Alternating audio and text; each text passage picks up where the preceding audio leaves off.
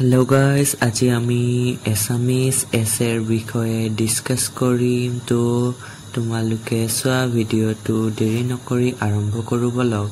এটা পাঠতে কেনেকৈনো ৰচনা লিখি 8 নম্বৰ পাব পাৰি পৰিবেশ প্ৰদূষণ আৰু ইয়াৰ প্ৰতিকাৰ আৰম্ভণি পৰিবেশ হৈছে আমাৰ জীৱনৰ আধাৰ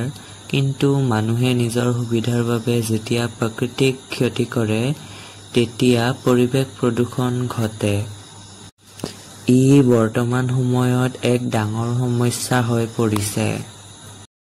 এতিয়া হৈছে প্ৰদূষণৰ কাৰণ কল কাৰখানা গাড়ী আৰু প্লাষ্টিকৰ অধিক ব্যৱহাৰে বায়ু আৰু পানী দুয়ো প্ৰদূষিত কৰে গছ কটা যতে ততে জাবৰ-জোথৰ পেলোৱা আৰু ৰাসায়নিক পদাৰ্থৰ ব্যৱহাৰেও পৰিবেশৰ ক্ষতি কৰে যদি ভিডিওটো অলপ স্পীড হৈছে তোমালোকে ৰখাই কিনে লিখি লবা প্ৰতিকাৰ পৰিবেশ ৰক্ষা কৰিবলৈ আমি গছ ৰোপণ কৰা উচিত প্লাষ্টিকৰ ব্যৱহাৰ কমাব লাগিব